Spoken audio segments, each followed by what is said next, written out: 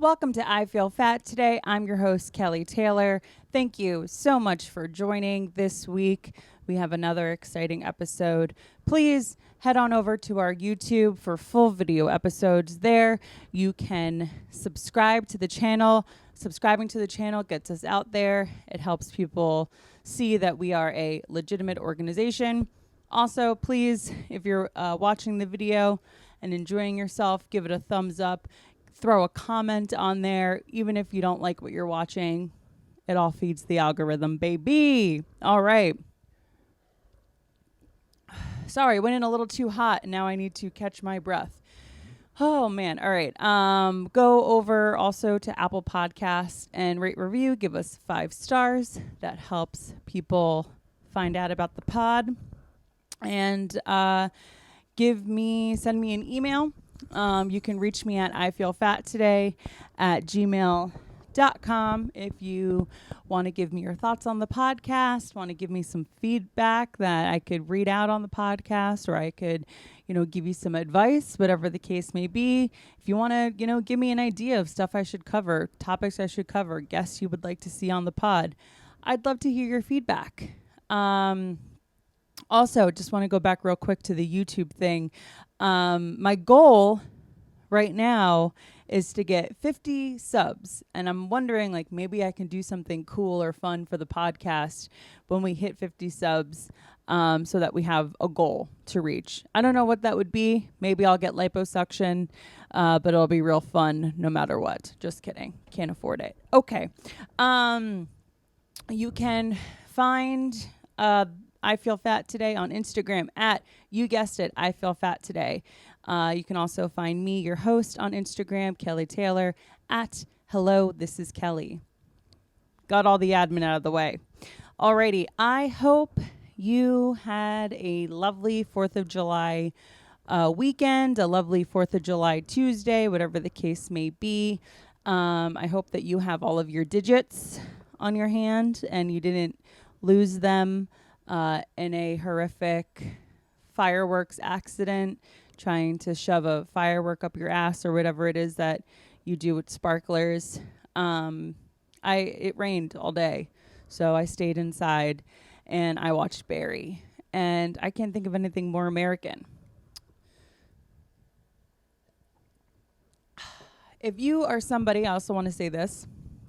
If you are somebody that has an opinion on the lack of or the abundance of American flags in a city, in a town, in an area, whatever, you need to get a life.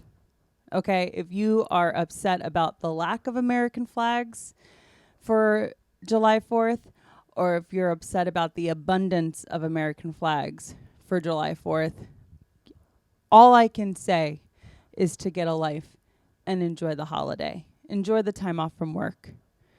Maybe you can't enjoy the time off from work because you don't have a life, and so this is what you focus on. I'm just saying. Food for thought. Watch some Barry, relax, and have a Diet Coke, because that's what we're going to talk about on this week's episode of the podcast. Listen, news came out last week that apparently Diet Coke can kill you. And all I can think is, didn't we already know that? I don't know. Maybe I'm missing something, but yes, came out that Diet Coke is possibly a carcinogen. I don't know. We're going to get into it a little bit to provide you the answers on America's favorite beverage. Because, goddamn, I love a Diet Coke. I actually had anticipated having a Diet Coke for this recording, but what is it? You make plans and God laughs. God doesn't exist, neither do plans. Okay. All right. So what I have here, when you give it a quick Goog, there is a lot of information on the internet regarding this whole Diet Coke thing. And the information's kind of all over the place, and so I'm going to try to give this to you as definitively and pared down as possible. So the information I have in front of me right now is from Forbes, and I feel like they laid it out pretty well for the layman to understand. Okay. What to know about aspartame, the sugar substitute in Diet Coke that will reportedly be declared a possible cancer risk by WHO? WHO. Okay, so aspartame is one of the most widely used artificial sweeteners. It will reportedly be classified as a carcinogen by the World Health Organization in July after years of conflicting research. Aspartame is expected to be declared by the World Health Organization's International Agency for Research on Cancer as quote-unquote possibly carcinogenic to humans.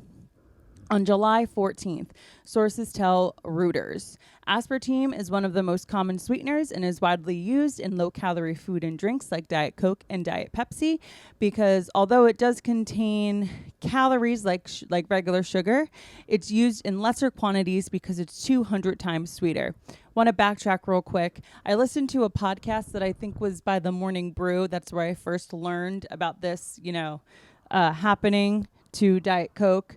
And I think Diet Pepsi had aspartame in it. They removed it, put it back in, and then I believe it was 2021 when they removed it again. So Forbes is saying that Diet Pepsi has aspartame, but the main culprit here is Diet Coke. And the whole reason why aspartame is the best is because it's really sweet, but not nearly as many calories in aspartame than in regular sugar. I also feel like you need a lot of sugar to make something sweet, whereas you only need a little bit of aspartame. All right, the sweetener is used in a lot of zero sugar and low sugar foods, such as sugar-free Jell-O, tabletop sweeteners like NutraSweet and Equal, Trident sugar-free gum, and Crystal Light.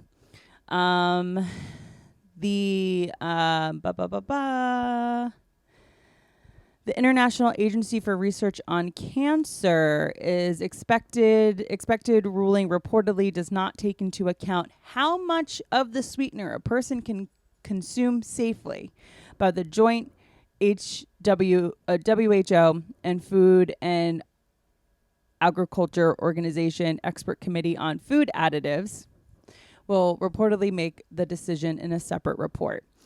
The expected ruling comes after a 2022 study published in the PLOS Medicine found a link between consuming high amounts of aspartame and an increased risk of developing breast and obesity-related cancers.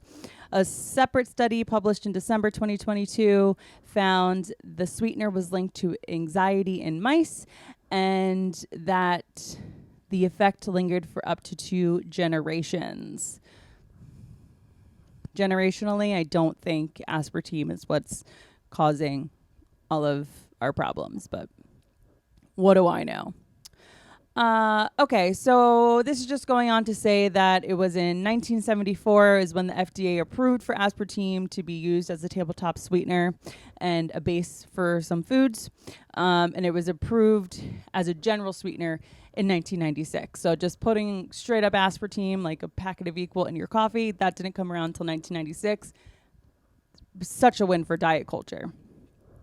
Because if there's one thing I know about the 90s, it is that they loved their diets. Okay, so the main thing, I'm not going to read the whole thing. You can do your own research. This is not the definitive place to find out anything related about anything, unless it is related to Taylor Swift or something like that.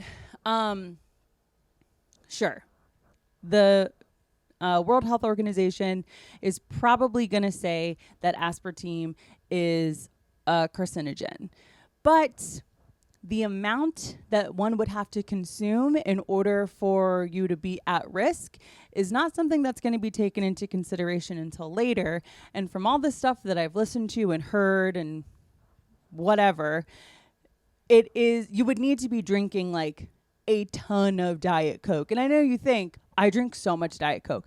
The most Diet Coke you'll probably have in a day, I'm going to say, even the most heavy of Diet Coke users, a heavy Diet Coke drinker, you may be looking at 6 to 12 cans a day. Is that enough for you to be putting yourself at risk of cancer? I don't know, but I have a feeling it has to be a number that high. This is on the basis of nothing other than It's a small amount of aspartame that we're talking about that like the average Diet Coke user drinks. So I think you have nothing to worry about. What I want to know is and it really is the essence of the podcast, is can Diet Coke make you fat? Because I promise you, if you were to ask somebody, if you were to hook someone up to a lie detector test and you were to ask them, would you rather be fat for the rest of your life or have cancer? They're going to choose the cancer. So, and again, based on nothing, but just, look at Ozempic. I'm just saying a lot of people want to be skinny, myself included. I'm fighting a lot of demons. Okay. What I have here is from NPR, and it's an article that talks about the link between diet soda and food craving. All right. So this is from npr.org, and this was from October 2021. Diet soda may prompt food cravings, especially in women and people with obesity. The diet and diet drinks may be a false promise for some soda lovers. True, they deliver the fizz and taste of a soda experience without the calories, yet new research shows they can also leave people with increased food cravings. A study published by the JAMA Network Open adds to the evidence that drinks made with sucralose may stimulate the appetite, at least among some people. And the study gives some clues as to why. We found out that females and people with obesity had greater brain reward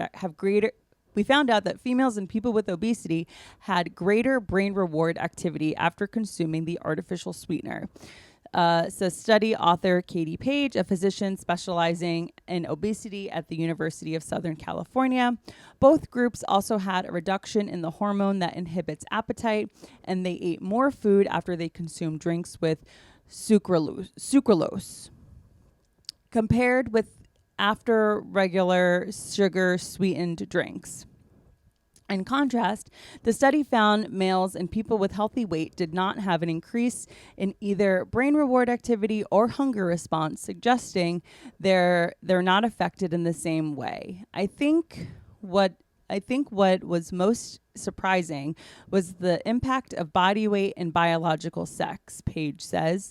There were very important factors in the way that the brain responded to the artificial sweetener.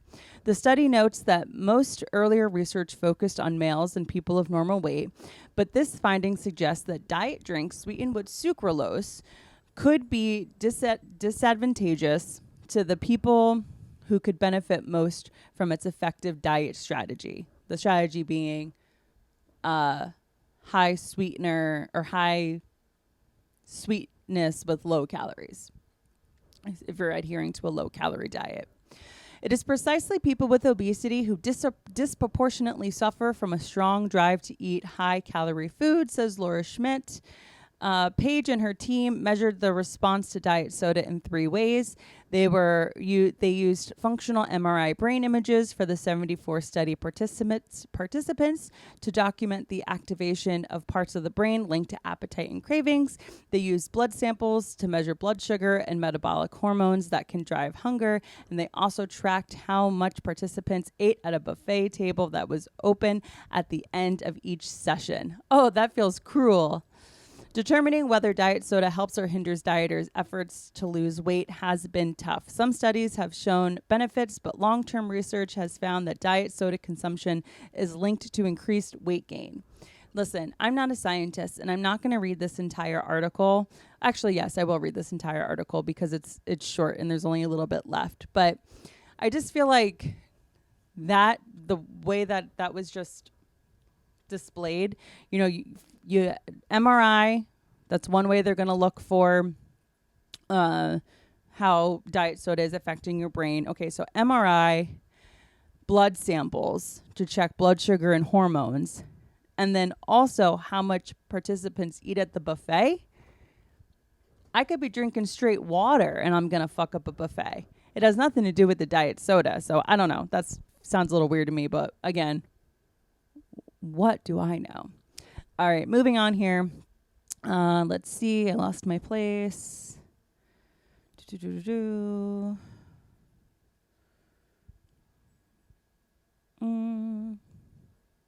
Okay. Determining whether diet soda helps or hinders dieters' efforts to lose weight has been tough. Some studies have shown benefits, but long-term research has found that diet soda consumption is linked to increased weight gain. The study offers some clues as to why. Schmidt wrote in an email to NPR, artificial sweeteners could be priming the brains of people with obesity to crave high-calorie foods. There's ongoing research into the complex ways that artificial sweeteners may influence metabolism and weight, says Susan Swithers, a behavioral scientist at Purdue, who was not involved in the new study but reviewed the findings. These results are consistent with patterns that we've actually seen in my lab in animal studies, Swithers says. One hypothesis is that it's not the artificial sweetener itself that has a direct effect on the body. The idea is that artificial sweeteners may confuse the body by tricking it into thinking sugar is coming. Interesting. You are supposed to get sugar after something. You're supposed to get sugar after something tastes sweet. Your body has been conditioned to that, explains Swithers.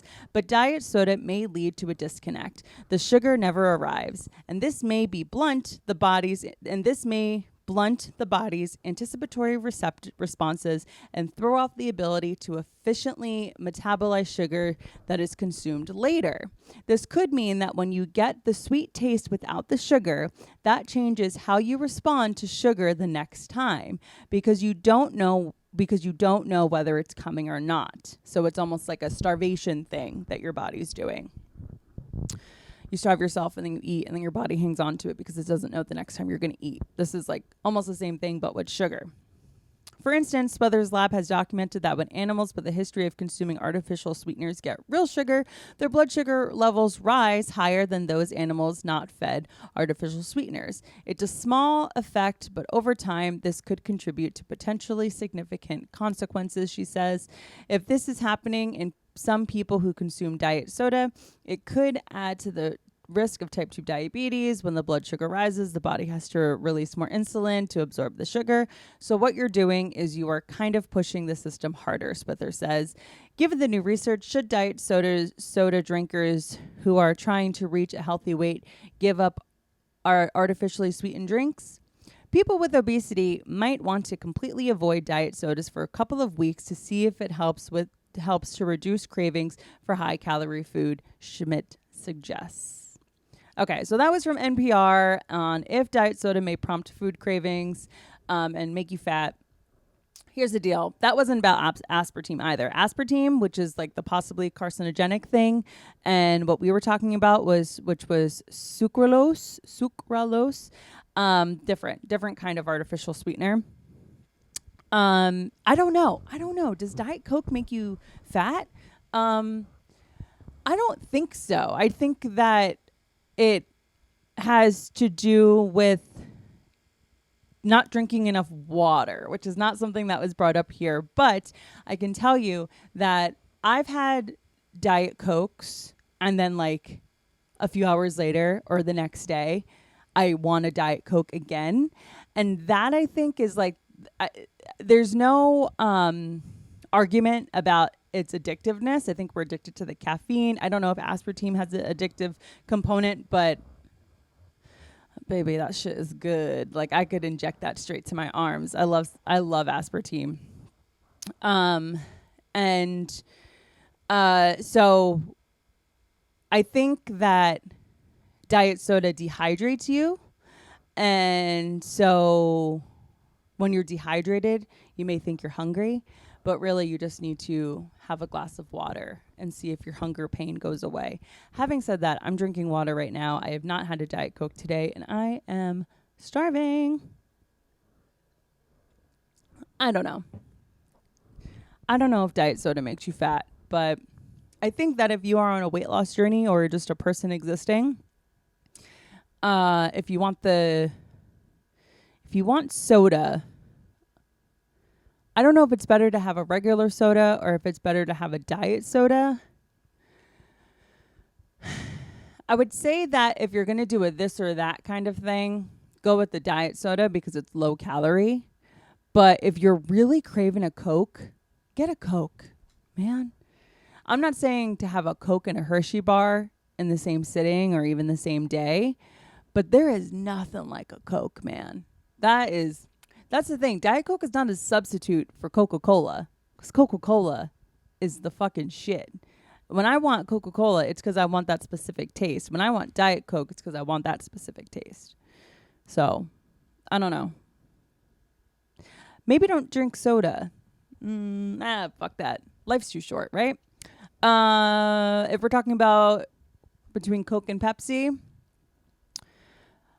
I like Coke. I like Pepsi.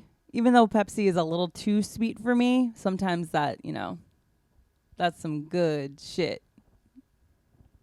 Some nice, pristine, pure, not cut with anything Pepsi. That's good. Not as good as Coke, but it's good. If I ask for a Diet Coke at a restaurant and you offer me a Diet Pepsi, I'm leaving. No, I'm not. I'm not leaving because I would never leave a restaurant unless there was unless it smelt bad or something, or it was too dangerous for me to be in there. But just if you're someone that sees this, this is just a rule of thumb. Someone asks for a Diet Coke, don't say you have Diet Pepsi. Just say we don't have Diet Coke, because to compare them to, it's just not the same. It's just not the same. Okay. Something else I wanted to touch on real quick, kind of jumping around a little bit, but people think like, oh, Diet Coke's going to kill you. Diet Coke's going to kill you. Diet Coke's going to kill you. Guess what, sister? Aspartame, it's in everything. Zero sugar diet sodas, including Diet Coke, sugar-free gum, such as Trident gum, diet drink mixes, including Crystal Light. This was Water Talk, what we were talking about, I think it was last week, talking about Water Talk, the reason why those powders can be no sugar, low cal, no cal, it's because of aspartame. Reduced sugar condiments, such as Log Cabin sugar-free syrup, sugar-free gelatin, such as sugar-free Jell-O, and tabletop sweeteners sold under brand names, including Equal and NutraSweet. So aspartame's in a lot of shit. It's in some yogurts as well, like any sugar-free yogurt. Just, check the ingredients and see. Again, I don't know. If the question is X bad for you? My answer to that is everything is bad for you. This water, it's from New York City. I put it through the Brita filter. I don't know what's going to get me in this water. Is it the fact that I haven't changed the Brita filter recently? Is it the fact that it's from New York City, which is great water, but the pipes in my building are gross? What is it going to be that's in this that kills me? Will aspartame kill you? Will the sugar and Coca-Cola kill you? Maybe you'll choke on a Tootsie Roll. You just don't know what's going to kill you. Maybe you'll get hit by a bus. When it comes to, if something's going to give you cancer, the answer is yes.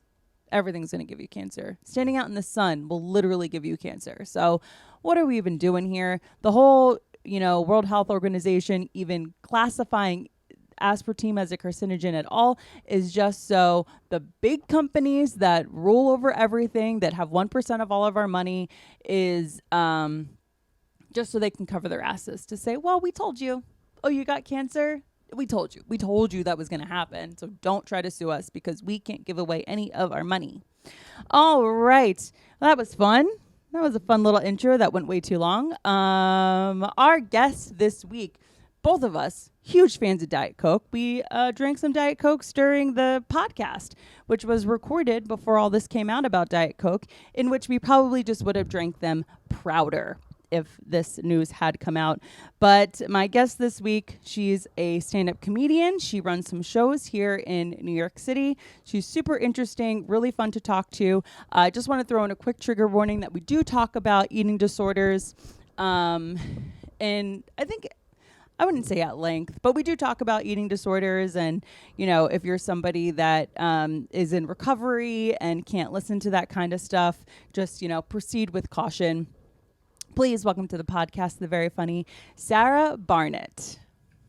Hello. Hello. Welcome. Thank you so much Hi. for being here. I'm so excited to be here. This is like right up my alley, like the perfect marriage of like stand up and like body image issues. And also, when I first started comedy, I thought I was so unique for like talking about like body image stuff and like my eating disorders. And then every female comic I've met has had an eating disorder. Oh yeah, no, we're just existing. Yeah. We're just existing We're out all here with these. Out here.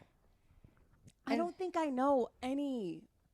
I don't think I know any woman, I'll say, without at least a low grade eating disorder. I was talking about this to I don't know if you've met Noah Snyder's girlfriend, Sandra. No. She's wonderful. And we were talking about this, it's so common that no one even really acknowledges it unless it's really bad. Yeah. And you're like, no, everyone has one. Yeah.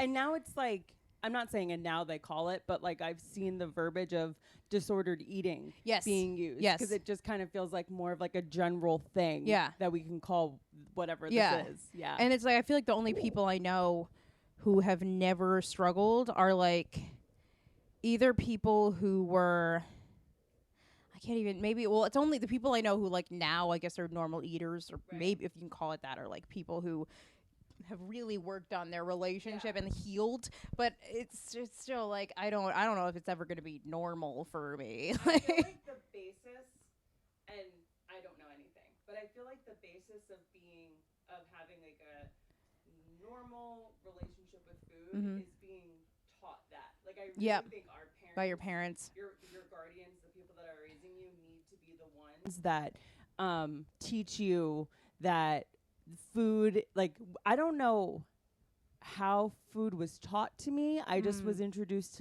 to dieting at a young age. You were. And was told that certain foods are bad. Yes. And there's something about certain foods being quote unquote bad that make them so good. Yeah. It's like I'm just gonna grab this because there's a big old fur ball in there.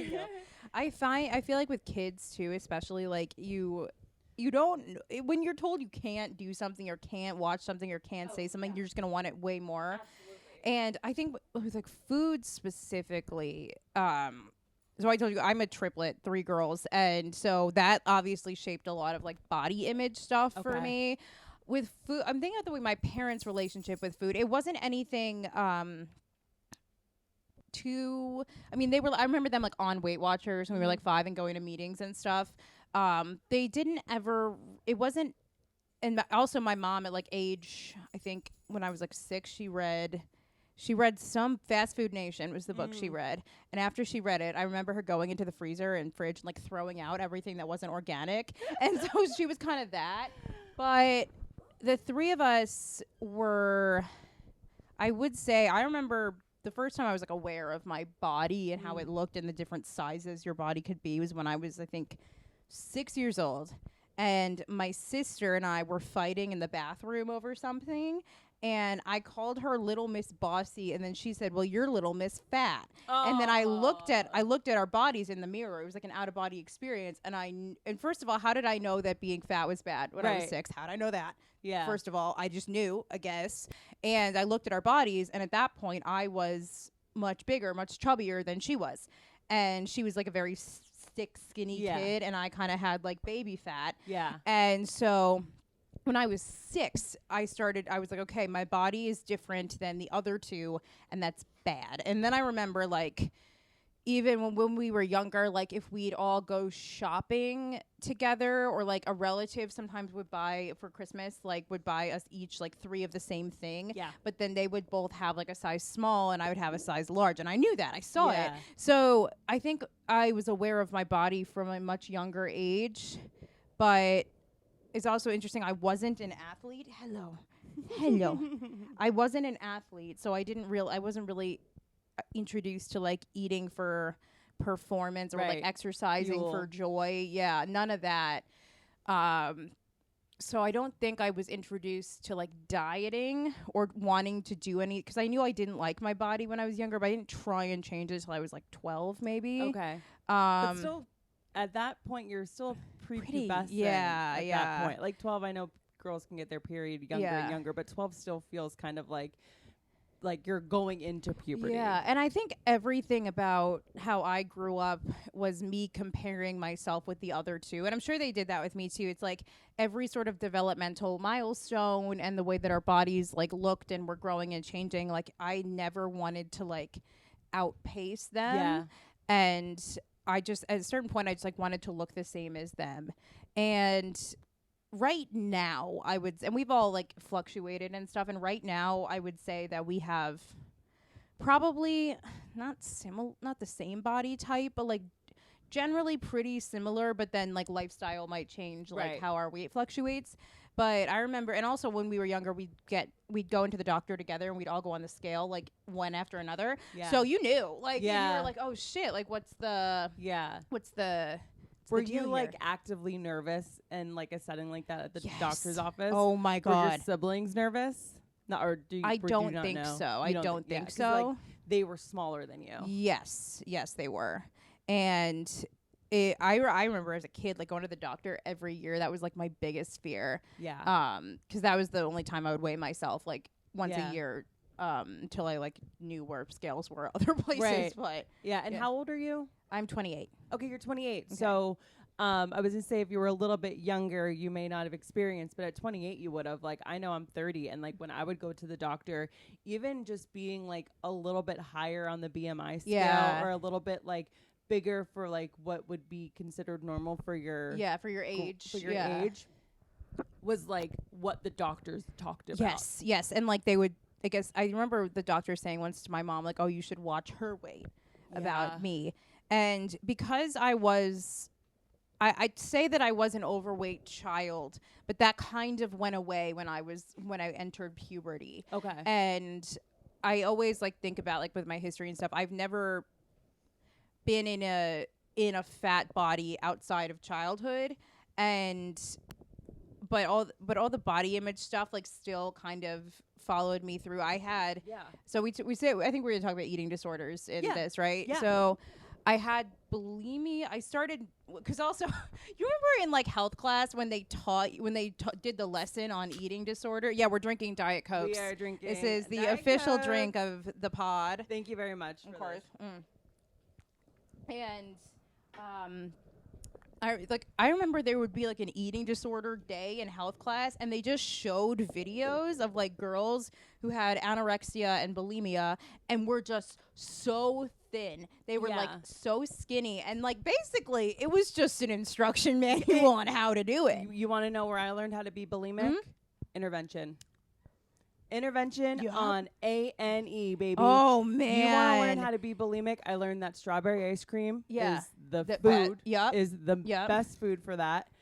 I Sorry, learned guard dog like on the case. I learned that like if you drink like a fizzy drink, then it would Mhm. help. But I hope I hope all the listeners are adults and Oh are yeah. learning This is not a things. pro This bulimia, is not a pro bulimia Anna pod by Not- any means. But you know, Yeah.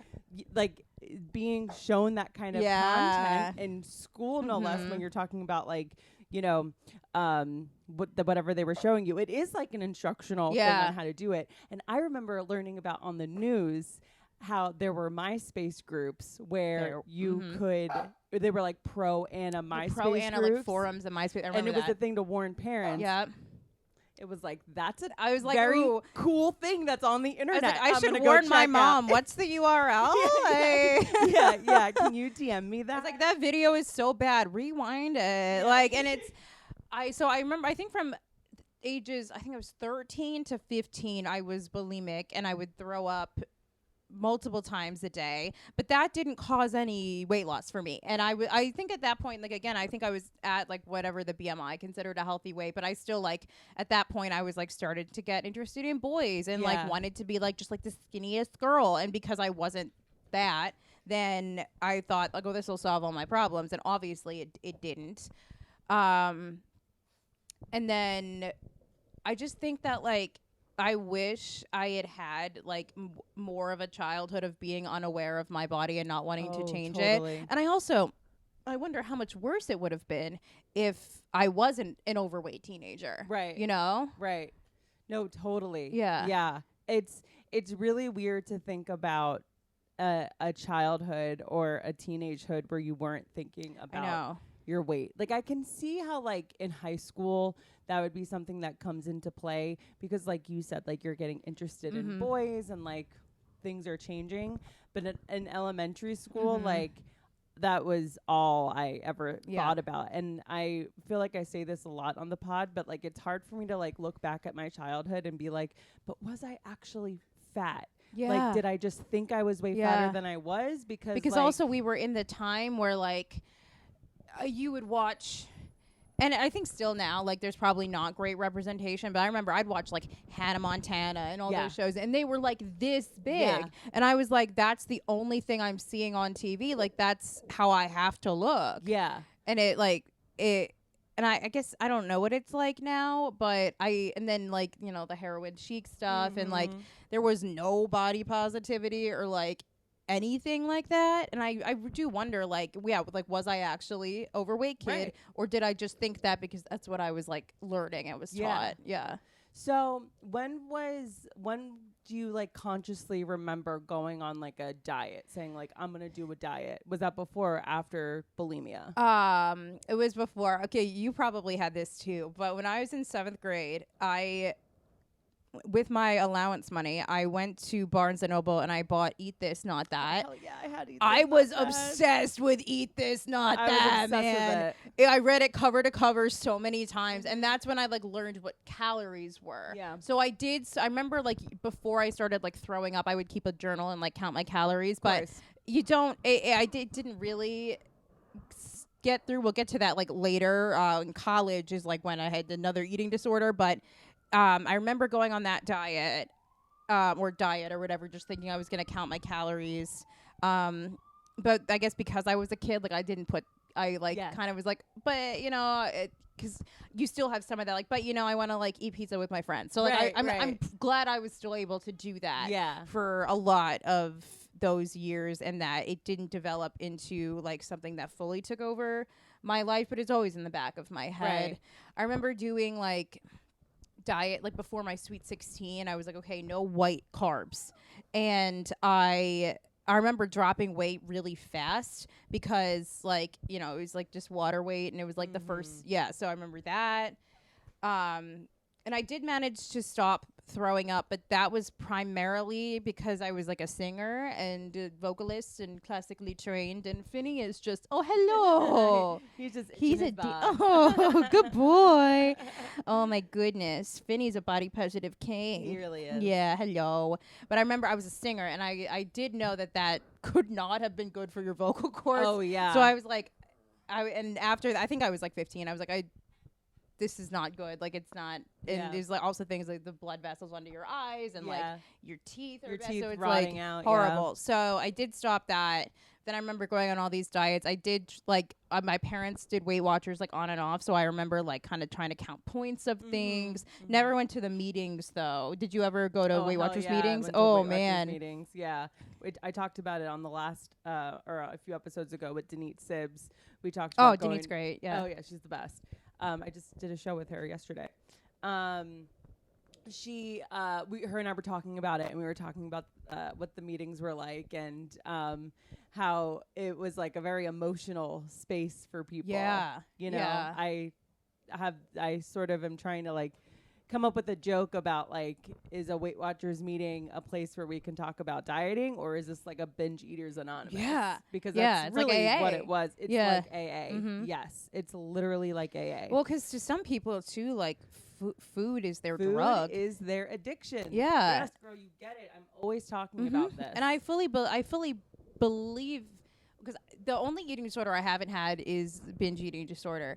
But I fully understand the mindset of someone like that. It's like you're not yourself when you're around that substance. And the hardest part, I think, if you're someone who struggles with that, is like it's not like you can just say, I quit drinking or I stay away from heroin. Like you can't stay away from food. Yeah. So I feel like it's something that you have to like work really hard to have some kind of normal relationship there. Especially because when with binge eating disorders, I mean, this is the case for addictions in general, but I can say specifically for binge eating, like it's really hard to not all of a sudden be triggered by a food, Yeah. you know, or if it was a food that like you've binged and then you sort of like have some distance between like the disorder and where you are now, and then like all of a sudden, you know, someone orders that food or you yourself order that food and you're like, oh, why am I violently shoving this down my throat? It's like, oh, for some reason, like for me, it's one of them is Burger King chicken fries. Like there is something about chicken fries that I like can't eat it normal. Like I am actively making myself choke when I eat them. I don't know why. I need to just not eat them because like I get like bingy and weird about it. And so it's a really weird thing. It's, you know, with alcohol or drugs, it's you don't do that anymore. Yeah. But with eating, You could do it's not. Yeah. Especially because like even different modalities of dieting can be quote unquote triggering to people that have disordered eating. Like keeping a food journal in theory sounds like a great idea. Yeah. How else am I going to track my calories? Well, then all of a sudden that this wellness practice that you're trying to do for yourself to like be at a certain amount of calories each day turns into this obsessive compulsive thing that starts to run your entire existence. And so it's really hard to get to the place where you can like manage that. Yeah. I'm just tracking calories. That brought me back to, I don't know, I go throughout high school and like starting in college, and then like you obviously I gained like the freshman 15, and like when I sophomore year I joined a sorority, so I was like out drinking more and like all that. So I remember the summer after my sophomore year of college, I was staying in Ann Arbor, Michigan for the summer. I was like doing a play and I was like gonna work and stuff, and I remember thinking like, well, let me just download my Fitness Pal so I can like keep track of what I'm eating. I won't be in the dining hall anymore, I'll be cooking. And that actually like fully triggered like into full anorexia for me, because I lost weight very quickly that summer. And then into that fall of my junior year of college, and they got very bad quickly, and I got down to about 100 pounds. Wow. And I am 5'7". Like you shouldn't be 100 pounds. No. Like, and so that it's so weird how like just certain things can unlock something that's in there, and it's so interesting because I still do it, but it's like count the calories, but I like it kind of have a different relationship with it now. But I do sometimes wonder, I'm like, is this something that I would be like okay not doing? Right. And I have not done it like if I'm on vacation and there's just like no way to do it. Right. But part of me is like wondering like, why do I still do this thing if I know it has the potential to be bad for me? Yeah. Yeah. Yeah. I don't know. Yeah. Kelly, why do I do it? I have no idea. Like, and that's the thing that's so tricky with this kind of stuff. I want to backtrack real quick. Which sorority were you in? I was in Alpha Gamma Delta at Michigan. At Michigan. Okay. Yeah. I was in Delta Phi Epsilon. I prefed DPhi, I think. Yeah. Oh, really? Yeah. I went to a few rounds of that. Yeah. Being in a sorority is like for your body image. Oh my God. It's not good. You probably pref DPhi because their thing was like eating disorders. Yeah. ANAD. ANAD. Yeah. The reason why I wanted to get into DPhi was because the school that was nearest mine, I knew women in DPhi and they just were really cool. Yeah. And so it just was like, okay, like that was the one that I had in my head, and I just became obsessed with it. And then I was like, and then of course I learned about like the ANAD thing, and I was like, oh, that's cool. That's like, cool, yeah. Whatever. And I got into it, and I remember I remember being like, I'm the biggest girl in my pledge class. I am probably one of the bigger girls in the sorority when I got in, and they're just all really skinny. Like I wasn't even that fat. Yeah. Like I look at photos of myself and I'm like, God, man, if I was at that weight now, like, you know, yes, thank you for the kisses. It's just so it's such a mind fuck. Do you want to be on the podcast, Vinny? You have something to say? You have something to say on the podcast? That it's when you're pledging too, and you're like going through and like, so I went in as a sophomore, for Rush, and so the sorority I ended up in, it was the name was Alpha Grab a Donut. So Stop. which like there were like a few girls who Yeah. were noticeably overweight, but like not most of them. Yeah. And so I was self-conscious about that, but I like ended up genuinely liking like loving everyone, and I've met my best friends there and all that. But Yeah. I remember thinking like, oh, I'm in like the one where they think everyone's fat. And I look back and I'm like, I think I was a size 4. Yeah. Like No, literally, I was a size like 8. yeah, at the time, you're size like 10. you're like I was Yeah, huge, like, gigantic, like so big. yeah. And it doesn't help that like for someone that it doesn't help that what I think is a normal weight on the BMI scale is like you're in like the nearly obese Oh, BMI bracket. scale. The yeah. BMI scale is trash. But Delta Grab a Donut is Yeah. very funny. And there were people that called DeFi dogs, pigs, and elephants. Oh, jeez. Ew. Yeah. People are People are so mean People are so in cruel. college. Yeah, it's like, and then, oh my god. And then like we had like 2 girls in our sorority who like 2 years in a row like became Miss Michigan. Like Yeah, what the like- fuck were they talking about? No, seriously. And like, it's just so that's so frat boy. I You know. know, like that's I know. so frat boy. It's And like, then okay. you grow up and do stand-up comedy and realize the frat boys are still there. Oh yeah. I- The frat boys are either go on to be gay Yeah. or they go on to be stand-ups. Yeah. And I don't know which one I'd prefer. I know. But Yeah. Damn, that's funny. Okay, so and are you from Michigan? no, grew up on Long Island, Oh, went to okay, Michigan, lived in Chicago for a little bit after college for 4 years actually, and then I moved here in 2021. Oh, amazing. Okay.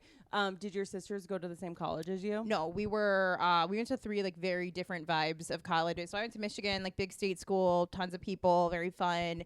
My one sister went to Williams, which is like a very tiny liberal arts school for like giant nerds in Massachusetts. And then my other sister, Emma, went to Georgetown, and Okay. my parents went to Georgetown, and like 2 of my uncles went there. That was like the family school. Nice. So Nice. 3 different vibes. And then we moved to 3 different cities after college, but now me and my one sister are both in New York City. So Okay, and where nice. we live like 3 blocks away from each Oh, other. that's So fun. we'll see each other fairly often. Yeah. Do you guys look alike?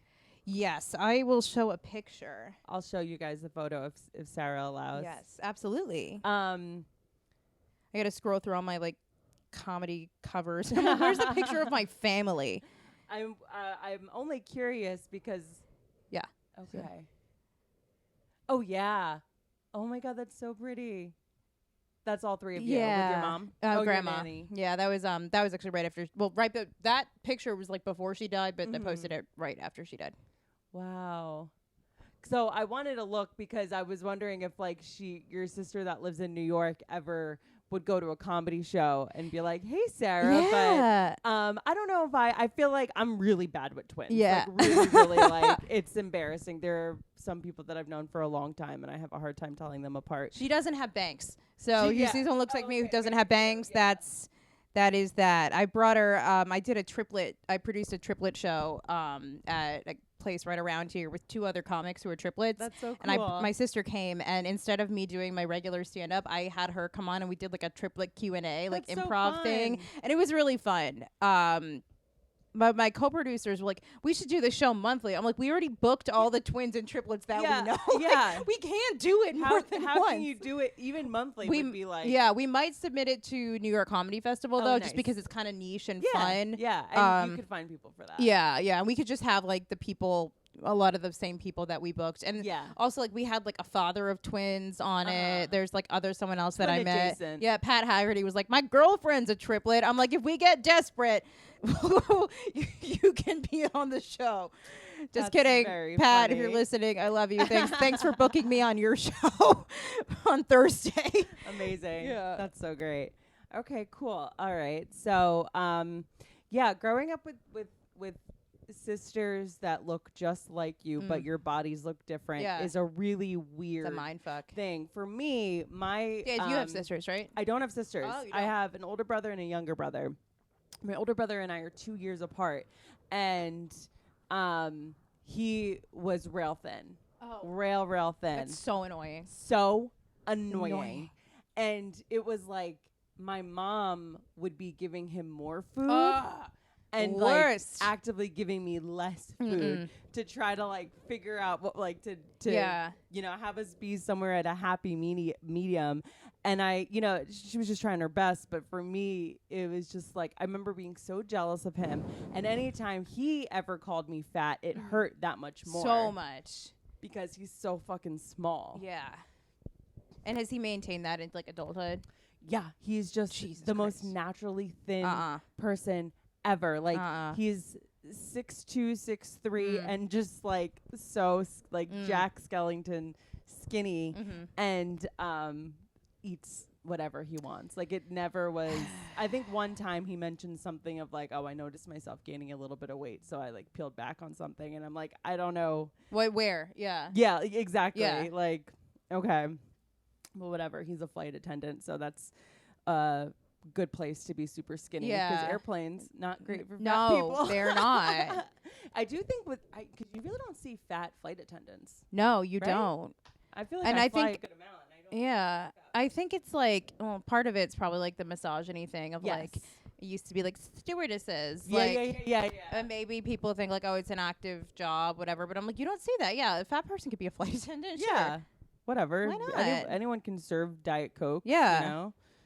Oh, man. Okay, interesting. So what's like your relationship like with your body right now? Oh. Well, I think it's interesting. And I told you that I wanted to like kind of talk about this because it's I have like gone through like a weird, still figuring it out. So right now I can say with confidence like I love the way I look in this present moment, and it's so interesting because I am so confident in my body and absolutely nothing else. Like right now I'm like I look hot, but I am a piece of shit. Like, and it's not. Totally. So I moved to New York and I was probably about 25 pounds heavier than I am right now. And it was Okay. 2 years ago. And once I think two things have like contributed to this. One, I've been, and really the past like since mid 2022 is when I've noticed most of the weight loss. And one, I've been single. Or you know, in just like situation, not in relationships Yeah. where you're going out to dinner. Let's Yeah, say you're not gaining boyfriend not weight. gaining boyfriend weight. So to those men who didn't want to date me, thank you. Now I love myself. Just kidding. No, I don't. Please date me. It's like, yeah. who's this revenge body for? Because I'm not talking to anyone. But so not I was been single, so you're not like, you know, I'm not like going out and Yes. drinking and eating Having and having comfort meals. meals. And also I started stand up 2 years ago. And so okay. I think like when you do stand up, you're just like running around the city. Oh, yeah. Like you are just like, I'm just drinking a million Diet Cokes. I'm Yeah. like talking to people. So food isn't really my focus and it's really just like now I just eat what I can to like just get me to the next event. Yeah. So I in some ways my relationship with food is much healthier now than it's ever been, and I'm still maybe count calories, and I still maybe eat some like things that people might think are like diet food, but really, I mean, I'm so much more chill about it. Like I'm so much more chill about one like food the priority is like if it's quick and like I want to make sure that I'm getting like carbs, fats, proteins, and like produce. And Yeah. if I just am eating that, like I know it works for me, and that's really all I need to do. But also like because my focus is like on something else between my corporate job and stand up, it's like if I eat like a pack of peanut M&Ms at QED for my dinner, I'm like fine with it because I'm like it's just one thing, I'm busy. So that's like but then there's like the double standard of like when I first started, I was very worried about how I looked on stage. And that's something that you do have to get over, Yes. obviously. Yeah. What you are describing is you are actually practicing Intuitive eating. That's what that is. And Yes. that is what I'm trying to Yeah. embrace, because I've never felt better than when I'm doing intuitive eating, Yep. because you can think less about the calorie counting because you're just eating based on like what you really are needing, craving, and have at your disposal. Yep. Which is very, very key. So that's great. I Yeah. love that. And I think stand-up comedy really helps with that, because every day we're in motion. Yes. We're always doing something. Yes. And so that you don't really have the ability to like get done with our day jobs because you have a day job as well, right? Yes, I do. We get done with our day job and then it's not like close the laptop, go to the grocery store and make dinner. It's close the laptop and like, okay, am I going to, self motivate and go and do an open mic? Am I going to, do I have a spot tonight I have to hit? Am I going to record a podcast, editing? Like there's like, it's like I get done with my work day and I'm like, okay, here's my second work day. But I don't think of it as work. No. But still, fun. It's fun. You don't have time to just sort of like Yeah. lay around. I am trying to give myself one night a week where I do have like a cosplay as a normal person because I found that like over the past few months it's been a little overwhelming. But I mean, I don't know how that's I don't know if one night will be enough. And I'm also like, you could also go on a date. Like you could talk to a man. And I'm like, but why would I do that when I can go to another open mic? Like and talk to the same 4 dudes that I know. Yeah. Comedy, like, I don't want to say killed my dating life, but I had no interest in dating once I started doing stand up. Yeah. I had no interest in doing stand up. I mean, in dating whatsoever, because the time that I would have spent going on a date, which I never really liked anyways. Hate it. Was I would rather, be either hanging with my friends or, getting better at comedy. Yeah. So, that's a tough one, but it is good to do something outside of stand up in your life every once in a while, because it's like at the end of the day, what are you going to talk about then if you don't that's have what I'm thinking. I'm like, I need a life so I can have material to make out of this life. Like, because even a bad date could be a bit, so that's something there where you have to remember to like live your life. Okay, so and also when you were talking about having lost weight, do you think you may have gained weight during quarantine? Kind of. I noticed that in the beginning of COVID I like lost a little bit of weight, but I think that was honestly because I wasn't in my office eating M&Ms because there were M&Ms, office snacks all the time. And I also I'm a consultant at a consulting firm, and I work for McDonald's actually. So sometimes I would, patronize my client, and so I didn't really have the opportunity to do that. But then I definitely gained a little bit of weight. I was also doing this insane workout thing called Jabs by Gina. Have you heard of Jabs by Gina? It was like a cult thing, and it was like, I'm writing this down to look into it. Look it up. It's like it was a whole moment. And it was this woman named Gina. I guess she taught this class at Equinox like a little bit before the pandemic, but it was basically like kickboxing, but you weren't, or like shadow boxing obviously, but you weren't using gloves. You weren't, or like a bag. You were using like hand weights. Yeah. And it would be 50 minutes long, and you'd either be doing combos, which was like just like punching and like cardio moves like burpees for 50 minutes, or choreo, which was like boxing, dancing to songs, which is kind of fun because it was like cool music. And then there were also like strength classes you could do, but literally these were high intensity classes that were an hour long. And it was such a cult thing that Gina would be like, oh yeah, do doubles and triples. Like sometimes I would take 2 of those classes a day, sometimes 3 in quarantine. And so I was like, so bored. It was like the only thing I was doing. I wasn't like around many people. I had just moved into my own apartment like by myself in like May 2020. So, and like all of my friends in Chicago had like gone home. So I really, that was all I was doing. But like when you're doing that much high intensity exercise too, you're really hungry. Yeah. And so I think that like stressed out my body so much. Another reason I think I've lost weight is because my exercise is like much more chill now. I do use Obey, and it's like 30 minutes. Usually I do like a little sculpt or Pilates moment, and I feel like I'm not as stressed about it. Yeah. But actually in quarantine though, I developed weird food compulsion things, and the body image stuff was really bad, and like the calorie counting kind of came back bad. I remember taking like just lap walking and stuff, but I was like, it's weird because I was doing all these things but I was heavier. But my therapist at the time was like, I think you should do like a treatment program. And so I actually did an eating disorder IOP like virtually in 2021 on Zoom. I don't know how much it helped, and I don't know if I recommend spending thousands of dollars on that of your Damn. own Wait, American dollars. It was you spent money on a virtual treatment plan? Yeah, at like it was like at one of the centers. It is called ERC, and it was like 4 nights a week of like Zoom like group therapy and Wow. process group, and we had to like eat together on Zoom and like show the dietitian like the meals and stuff.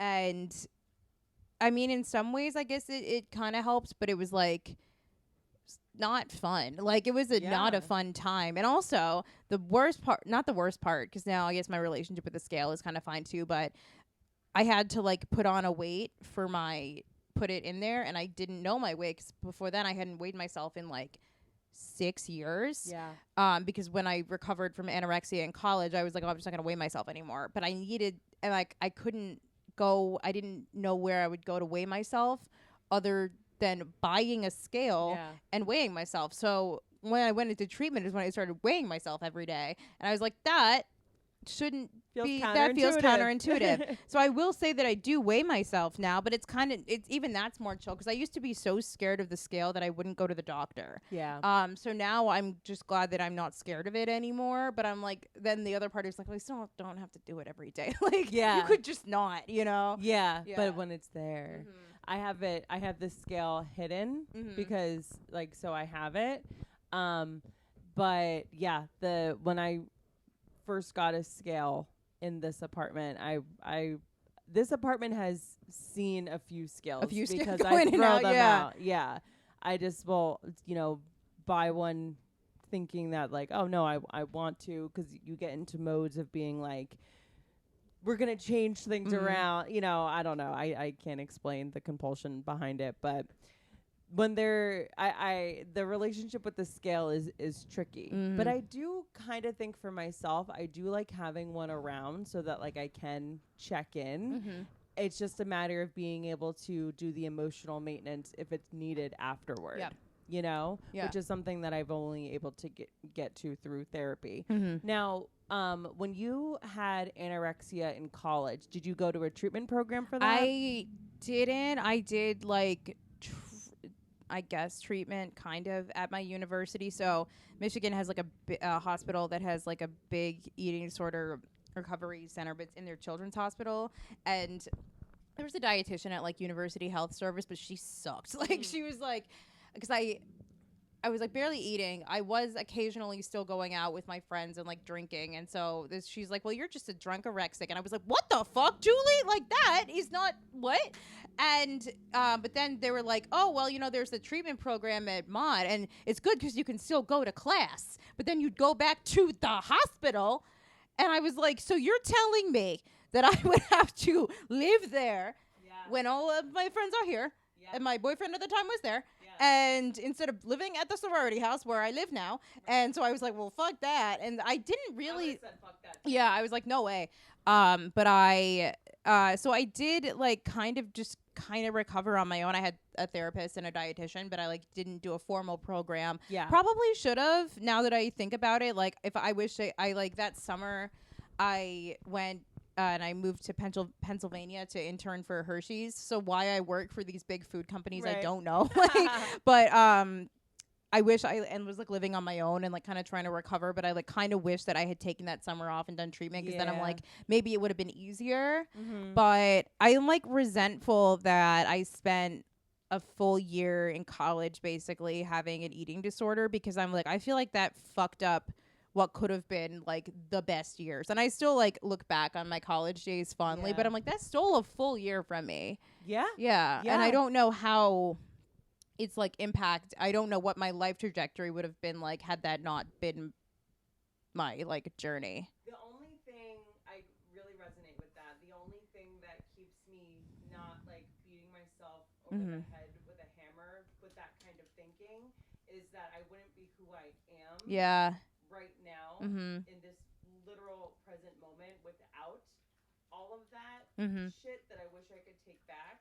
And that can also be a little bit tricky if you're Yeah. not right with yourself, but like when you are good with yourself, when you're right with yourself, it helps make those voices of what you're just describing go away. Yeah.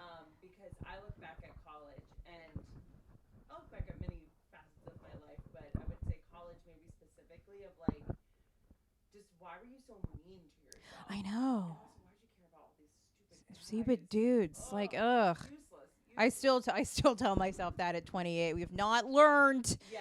Speaking of guy, I just remembered when we were talking about the scale. I remembered there was somebody that I was hooking up with for quite a while, and first of all, he was like so fit, like to the point where I was when I went to be like, "Can you keep your shirt on during sex?" Because like this is ridiculous. Yeah, and like I'm in very good shape now, but I was like, "Come on, man."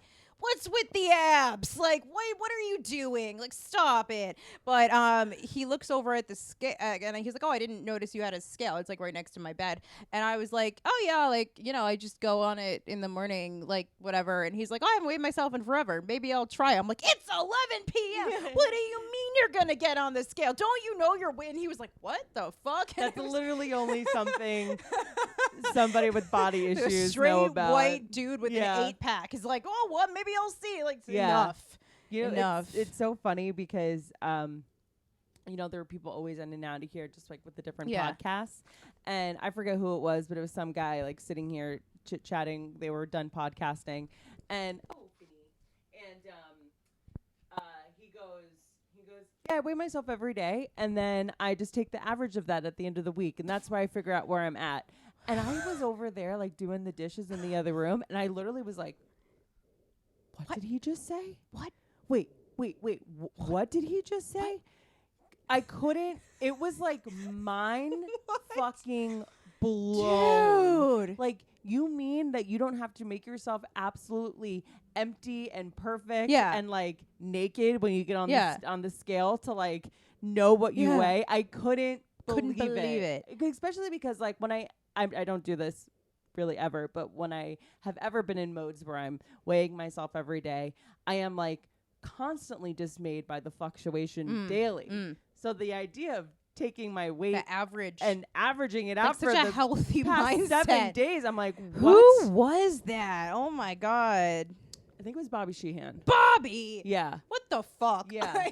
I forget who he was talking to about that. Oh my god. But yeah, I was like really, really blown away. Oh my hearing god. That. I'm like, wow, what a healthy individual. to that. The genders are up to something. Yeah, good totally. for them. Damn, crazy. Okay, so that's interesting about the different virtual treatment plans. Yeah, but I've never gone through any kind of like eating disorder recovery of any kind. Yeah. I just like my most recent therapist that I've been seeing for the past few years. She was like the first person that I ever like said out loud to, like, really? Oh, this little thing that I did when I was in this middle cute school little and high thing, school. yeah. Like I was just gonna like throw up every time I ate. And she's like, there's a name for that. Yeah. Like, I mean, I guess you can kind of call it like bulimic-ish, but like it wasn't like I wasn't fully claiming it. And weird. And I think like for me, the throwing up kind of stopped when I got to college because all of a sudden it became a way harder thing to hide. It's so much harder because you're sharing a bathroom. You're sharing a bathroom. And you're trying to make friends. Yeah. It's just like a very different experience, which kind of was like, it almost like has it laid dormant a little bit. And then like when you get a moment alone, like an evening alone, it's like it comes back with a vengeance, and like you somehow got better at it in your time off. And I remember in college too, there would be times when if I like drank a lot and I threw up, I'd be like, doesn't count. Doesn't count. Yeah. Oh, literally. Yes. Yeah. Totally had that sentiment. Yeah. That's crazy. Okay. So, anything we talk about that you're like, cut that out. I'm totally fine too. Just want to throw that out there.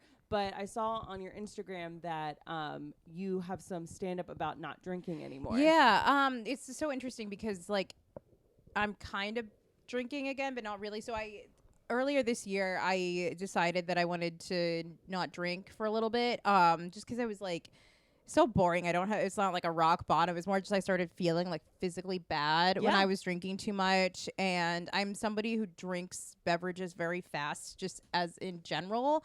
And I also think that like one with comedy, like you're in places that serve alcohol all the time, so you can have like a week where you're like, I drank every night. Every day. And even if it's just one beer. beer. But still, you're like, then it kind of like slows you down.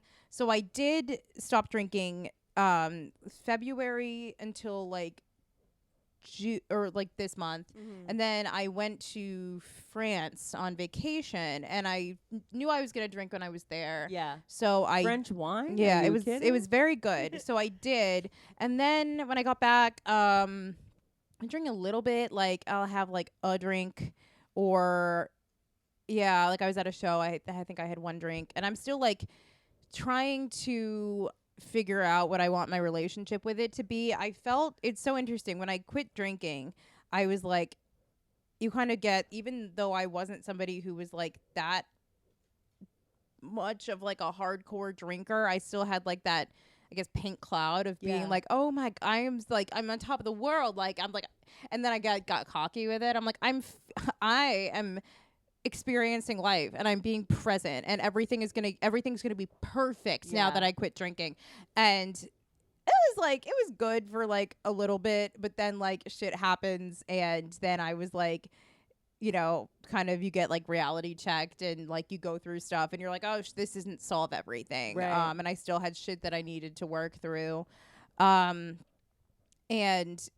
also, because I wasn't drinking, I was like, well, I'm on an antidepressant, but I wonder if maybe if I'm not drinking, which is a depressant, maybe because I'd been on the Zoloft for a while. Because when I first did treatment, when I was or like what was recovering when I was 21, my therapist put me on it. But Zoloft like kind of fucks with you like physically, like you get tired, like Yeah. your sex drive. So I went off the Zoloft, and I'm like, oh, everything's great, Yeah. great, and then it wasn't, and I entered like a slump into like, which I'm still kind of in. But the things I'll say about not drinking, one, with weight loss, I did lose a couple pounds from not drinking, but I've been consistently at this, like the weight I'm at now, give or take, for probably about like 8 months at this point. Yeah. In the drinking, so it was like, it was a little bit, and obviously like alcohol has calories, so that's like, I wasn't really worried that was like an eating disorder, because Yeah. it wasn't really a wellness or weight loss thing for me. Because in the past I had been like, well, I'm not going to drink for a month, and I'm going to like Right. lose so much weight. And then like you don't, you're like, well, fuck. Yeah. Okay. Well, the only reason why I ask is because I was curious of like what taking a pause on drinking did for you when it came to your body image. I know personally for me, anytime I've gone any amount of an extended period of time, which I don't think I've gone more than a month not Yeah. drinking, because I don't know. But when I have gone stretches of time like that, I'm like, oh my God, my jawline. Yeah, you do My feel like I'm not puffy. you feel less puffy. That's so like there are like short term. They're definitely and you're more hydrated. So there's definitely like physical benefits to feeling like my confidence in my body really kind of went up in that period, I would say. It's so interesting now. If you like, I guess people would say that not right now, because I'm wearing like an Outdoor Voices exercise dress, but I dress a little bit like a thought sometimes, like, which is weird because people are like, you can't be depressed and have your tits out, and I'm like, watch me. But like, and that's when I started, like when I wasn't drinking, I was like, well, I can like play with like, you know, and kind of show off my body, and like I felt confident in that and felt sexy and all that. I don't know how like I'm gonna claw myself out of this right now, depressive episode, but I do think that like not drinking does make you have to be confident in situations where you might be socially anxious, which does help build your self-esteem, and I think that like goes out. But in terms of like practicality, yeah, like you're not you're not taking in the alcohol calories, you're not puffy, and also like you're not drunk eating as much, which Yes. like is the best part of drinking. Yeah. Is like It's the getting best part of smoking weed. yeah, It's you know, the the best part of munchies. drinking. Yeah. When I smoke weed or take edibles, I put grapes in the freezer and I eat frozen grapes, and that's like my you favorite have high to keep snack. the fridge. You gotta have stocked with healthy fruit. snacks. Yes. Yes. Keep the fridge stocked. First off, fruit never tastes as good as it does when after a nice little smoke sesh. Yes, because your mouth is kind of dry So and then it's dry. so juicy. The orange is like, so good. And orange. Oh my god, yum. Yeah, dude. Yum. I'm a pear, orange, strawberry. I love fruit in general, but I think what my favorite fruit ever when I was a kid was peaches. Not peaches, pears. I loved pears. So I think as an adult where I am right now, if I'm gonna choose a fruit, I'm gonna go orange. Orange. I like the juicy. What about you? I'm like a berry girl. Berries and grapes. And apples, like really good like Honey Crisp. Those are so good. I think about pears and bananas. I'm like psycho, and I like them when they're like hard. And like bananas, I like when hard. they're or like kind of like you bite into them and they're not like. And then bananas, I like when they're like still a little green. Damn, which is girl, disgusting. No, I want mine like almost decaying. I want mine mushy as hell. It's oh man. And that's like when it's sweeter too, and then when it is like no sugar when it's green, I'm like delicious. That's so funny. Do you like plantains? I love plantains. Yeah, that makes sense. I don't really like plantains. It's a little more like a savory banana. Yeah. Okay, interesting. And also, I was thinking about this and just preparing for us to film today.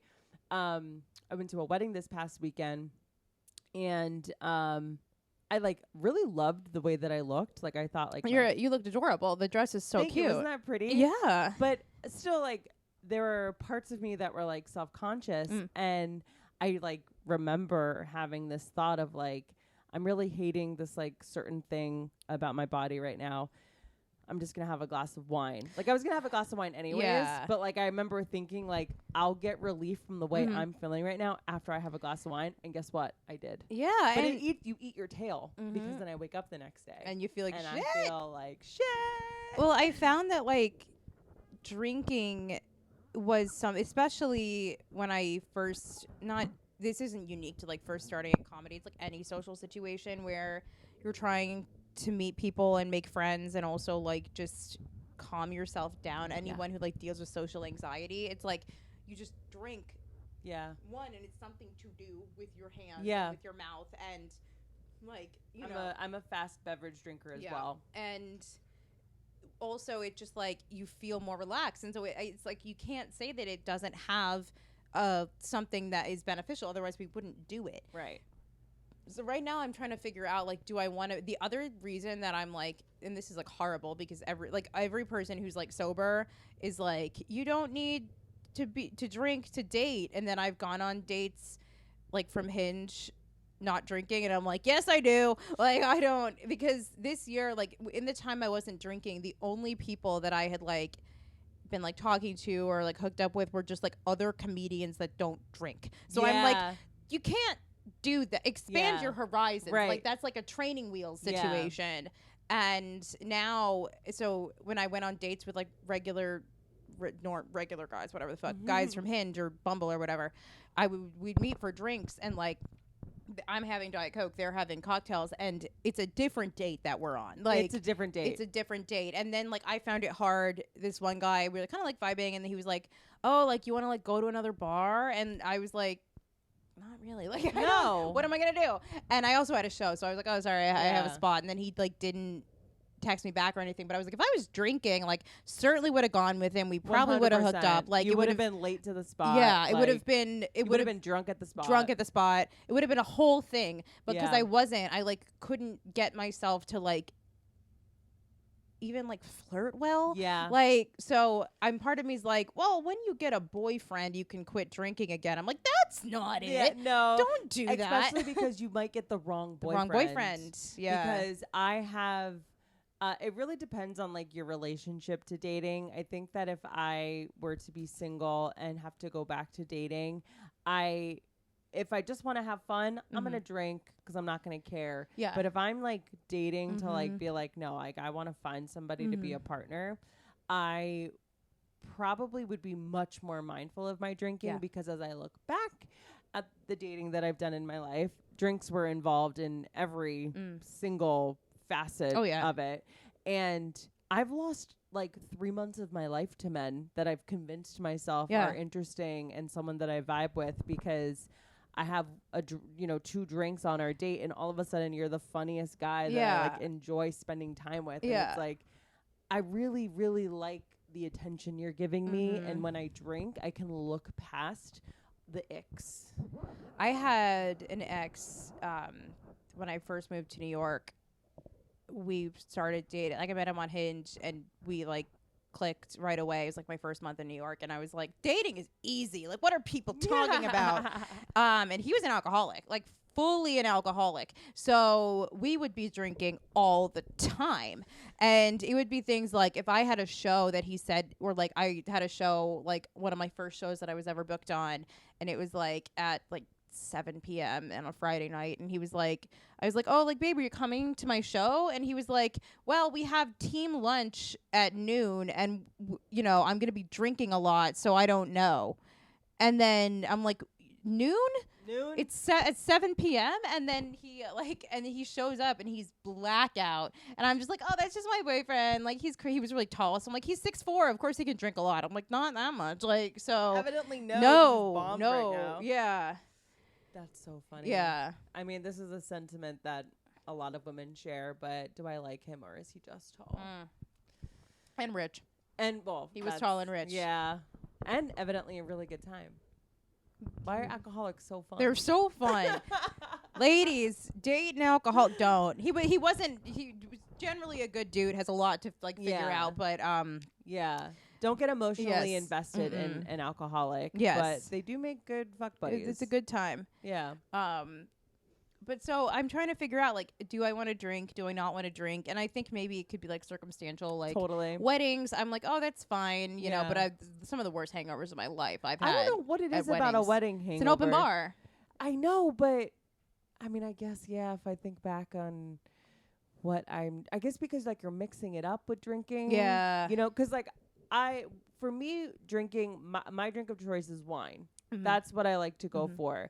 And when I'm at a wedding, the wine always sucks. Yeah. Because they get the cheapest shit. So it's like, okay, I guess I'll go with a hard alcohol. And then all of a sudden you're experiencing a hard alcohol hangover as opposed to a wine hangover, which I know alcohol affects people differently, but a tequila hangover?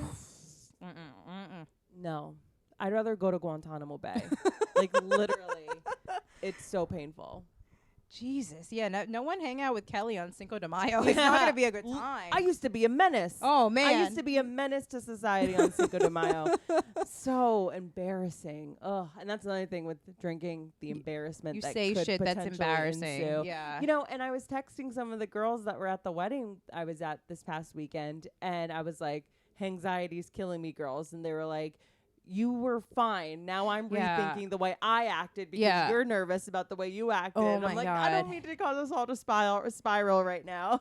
And I certainly think that I am a drunk oversharer. Oh, like hell yeah. I overshare with everyone, and so part of me is like, you didn't have to tell this person that. You didn't have to Yeah, so I mean, the good thing about like in the comedy scene, there are a lot of people who don't drink, so I never felt like I was, and also like you usually have something to do on weekends or just at night that like is a really good excuse not to drink, is like if you have a spot or like, because I also find that I'm not funny if I'm too drunk. Oh like, God, no. You're not. Yeah. I like watch back a set that I did and I thought I crushed, and I was drunk, and I'm like, you sucked. Like, none of that hit. What were you doing? No, if someone that doesn't do comedy ever asks me about it, they usually will ask, like, do you need smoke a little something, drink a little something before you get up there? And I'm like, can't smoke before I go up. Oh, absolutely no not. way. I'll tell you what.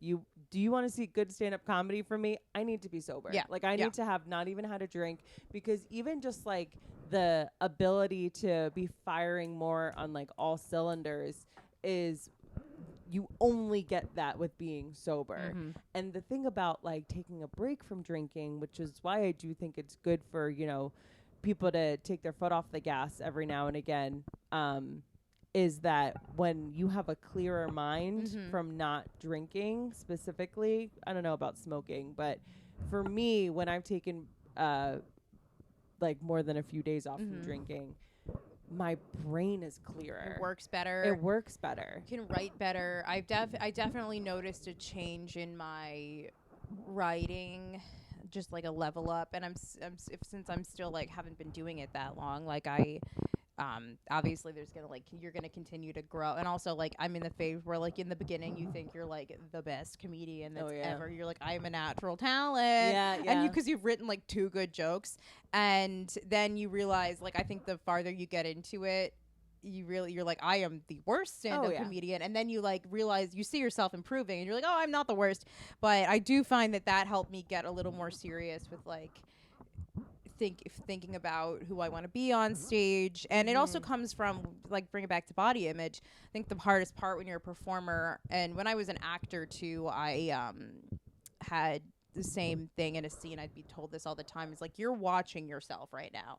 You are watching yourself perform this part, and you can't do that if you really want to be like present on stage. Damn. And that like takes time when you're, because like the first times you do stand up, you're really just looking around to see if people like you, and like trying to remember your jokes. So a lot of it is like that, but I think that when you're more at peace with how you're not worried about how you look, you're sober, you're focused, then you are just like in the moment in the jokes and having fun. But I still like struggle. Like I did like a Grizzly Pear open mic yesterday, and like I was worried about, I guess, like something that I was wearing. I was like not super comfortable, and also like there's like 2 people there that I didn't know very well who I wanted them to think that I was funny. Yeah. So I was like watching myself at this open mic that like didn't matter, and I'm like, you could have just gone up there and just worked out your jokes. Yeah. Like you didn't, you did, and like I did worse than I would have, even though it doesn't really matter. Like because I was like in that mindset. So I feel like that's like not drinking helps with that. And then smoking I can't do before I do stand up just because I'll forget everything. Yeah. One time I took an edible before going to Comedy Fight Club because my friend was on it. I was going to watch her. And Matt asked me to do like the warm-up set for 5 minutes, and I didn't want to be like, this actually happened to me twice. I'd taken an edible and Matt asked me to do the warm-up, and I was like, well, I can't say no. I would never turn down the spot. I can't be like, no, I'm too high. Yeah. I'm literally here. That's so embarrassing. So I'm like, sure. And I'm like, how bad could it be? But I had a fatal error in that. Another body positive thing with comedy, I've done the naked comedy show twice. Are you kidding? Yeah. Oh my God. And kudos to you. I could never. And that was when the producer asked me to do it. I was like, this is like a radical body positivity thing for me. So yes. But like in that at Fight Club, when I was really high, I was like, I'll try this one. I was trying a joke about how we were doing the naked show, but I could wear shoes. And I was like trying to interact with the audience. So I asked the judges, I'm like, what shoes should I wear? And then all 4 of these guys, not Joe, Joe's a good one. All 4 of these guys start going, so when's the show? Oh, where is it? They're like, the worst. we love supporting women in comedy. And they just keep going, and they keep just like sexually harassing me, and Matt will not give me the light. I swear to God, it was way too, I was like, give me the fucking light. Like, the show wasn't already late because the show always fucking it was starts late. late. It was late. Can't give you the Yeah, light. can't give me the light. It's just too funny. Dying right now. Dying. Just like thinking about you doing that. It was the worst night of my life. Talk about building resilience, man. Yes. Like stuff happens at my day job. Yeah. That I care about my job. If anyone Yes. from work is watching this, I care about Care my about job my job very much. However, there is something about bombing so violently where I'm like, something will happen at work and I'm like, okay. Yeah. Oh fucking K, I Yeah, guess. Because you don't know what I've been through. Yeah, yeah. Willingly. Literally, Yeah. I put myself on stage. Mhm. Sometimes after an edible. Yeah. And I'll like maybe like not be mindful of like when I'm smoking, and then remembering like, oh yeah, I'm gonna go to that mic later. Yeah. And so I've had like uncomfortable instances where I'm on stage and I'm like, oh shit, I poorly timed this edible or whatever the case may be. But I can't do like a show Mhm. and be high at all. No. But I would do the same thing as you. If I was high at an event, this probably has happened to me, and someone like asked me to fill in or something, I always do it. Mhm. And sometimes it's a crapshoot. Sometimes it's a kill room and the Yeah. crowd is just into it Yeah. and it's not a problem. And then other times it's fucking Comedy Fight Club and Oh, you're like yeah. pulling your hair out And there trying are 4 to men who you should not have told who you will be should not have performing interacted naked. at- You should with. not tell them that. Oh gosh. Okay, so I think we're coming up on an hour here. Oh, a little over. Look at that. Oh my gosh. So one thing I'll ask before I can let you go is, and we kind of touched on this a little bit, but what if you could whisper anything into the ear of your younger self? What would it be? So I think I would say that, like, you spend a lot of time worrying about being liked by other people, and you can't let that influence your decisions. Like, you have to, like, I wish I had started more like learning really who I was and what Yeah. I liked. And I think that would also, like, if I hadn't wanted to fit in so bad Mhm. and comparing myself to other people all the time, I think maybe my body image would have been different. Right. So I think I would tell little Sarah that. And yeah. And then I would also tell myself, like, maybe when I was younger, I'll be like, you and your sisters, like, because being a triplet, it's like, you don't need to compare yourself physically to them. You're all going to grow up into your own adult, and it's not going to Mhm. matter. Think I would have done that. Yeah. That's a Nice. good question. I like that. I love your answer. That's great. I don't think we realize, because we're not taught, that you got to be good with with yourself before you can have any sort of opinion on other people. Mhm. And other people, it's going to be really hard for other people to like you if Mhm. you don't love what's going on Yeah. in here.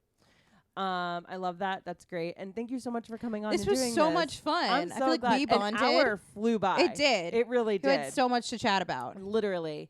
Okay, where can people find you? On Instagram and TikTok at Sarah Barnitt. It's Sarah with an H, Barnitt.